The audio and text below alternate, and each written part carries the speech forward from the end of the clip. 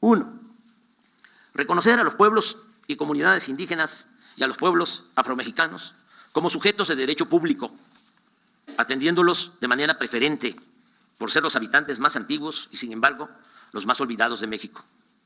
Consultarlos cuando se realicen obras que puedan afectar su vida o entorno y dotarlos de legitimidad jurídica para recibir recursos del presupuesto y promover acciones de inconstitucionalidad de leyes que les afecten.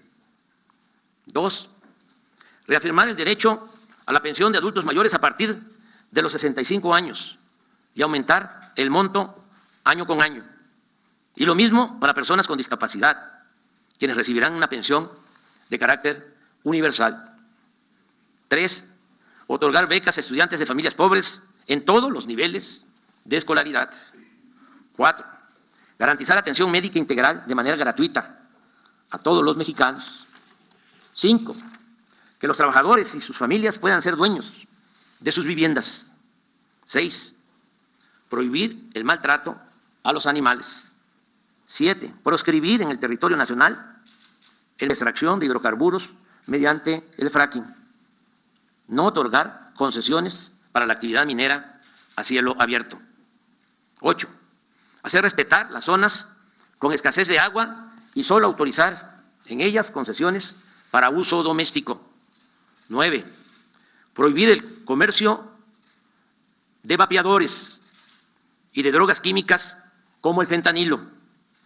Penalizar con severidad el delito de extorsión que lleva a cabo la delincuencia organizada.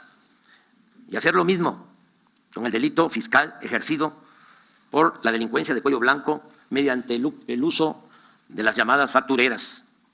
10. No permitir, bajo ninguna circunstancia, que el aumento al salario mínimo sea menor a la inflación anual. 11. El salario mínimo para maestras, maestros de educación básica de tiempo completo, así como el de policías, guardias nacionales, soldados, marinos, médicos y enfermeras, no podrá ser menor a lo que perciben en promedio los trabajadores inscritos al Seguro Social. 12.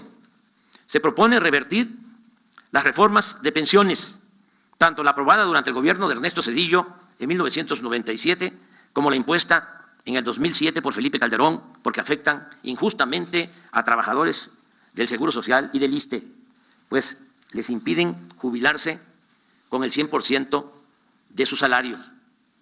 Para reparar este daño a los trabajadores en general, desde el 1 de mayo de 2024, se va a crear un fondo semilla de 64.619 millones de pesos que se irá incrementando poco a poco, al mismo tiempo que se utilizará lo necesario para compensar a los trabajadores afectados por las reformas antilaborales del periodo neoliberal.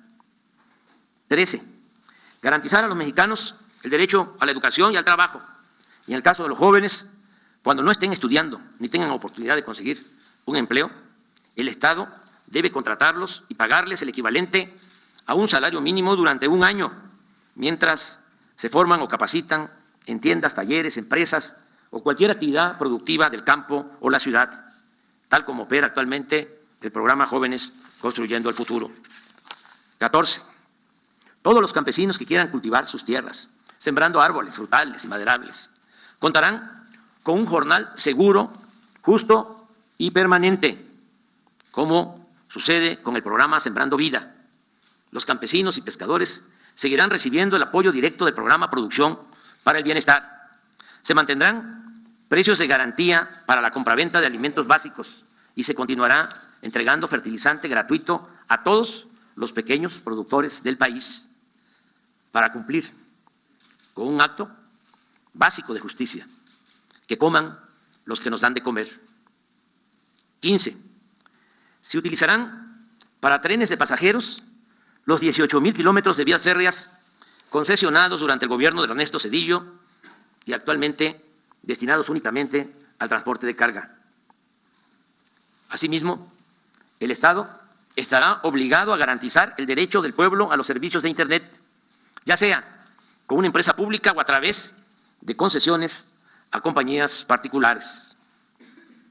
En la reforma constitucional que proponemos y se entregará el día de hoy. Se le devolverá a la Comisión Federal de Electricidad su carácter de empresa pública estratégica en beneficio de los consumidores domésticos y del interés nacional, criterio que le quitaron durante el periodo neoliberal con el propósito de favorecer la privatización de la industria eléctrica.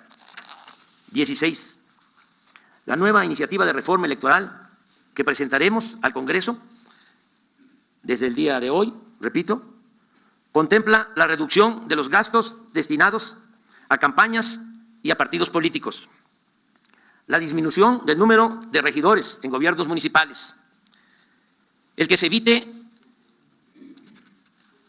el uso de excesivas estructuras burocráticas electorales y eliminar las candidaturas plurinominales. El Congreso de la Unión se integrará por 300 diputados y no por 500, y el Senado se conformará con 64 y no con 128 legisladores, como ocurre ahora. Asimismo, tanto los consejeros como los magistrados de los organismos electorales serán electos por el voto libre, directo y secreto de todos los ciudadanos.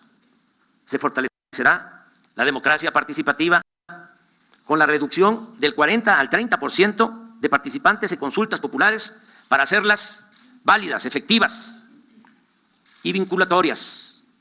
Esto mismo aplicará en el caso de la revocación del mandato. 17.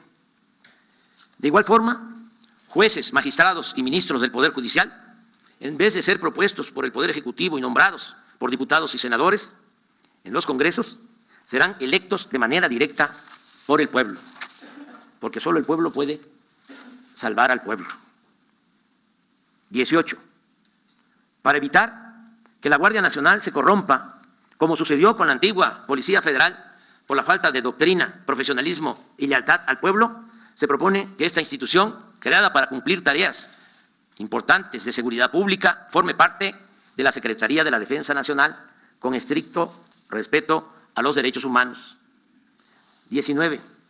Convertir en política de Estado la austeridad republicana.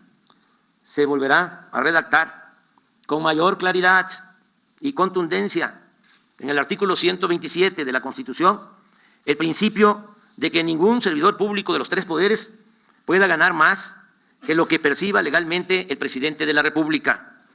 De igual modo, no se permitirán privilegios ni extravagancias en ninguno de los poderes del gobierno federal para llevar a los hechos las palabras y las recomendaciones a los servidores públicos del presidente Benito Juárez, quien sostenía, lo recuerdo, para que no se tenga nada más el retrato del presidente Juárez y se olvide su pensamiento y su obra.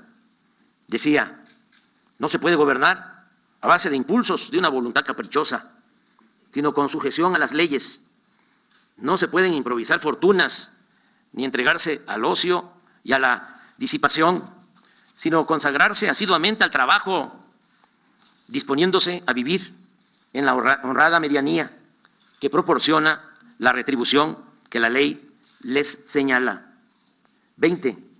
Eliminar todas las dependencias, y esto se propone, y organismos onerosos y elitistas, supuestamente autónomos, sí, autónomos, del pueblo, no de la oligarquía, creados durante el periodo neoliberal con el único propósito de proteger negocios particulares en contra del interés público.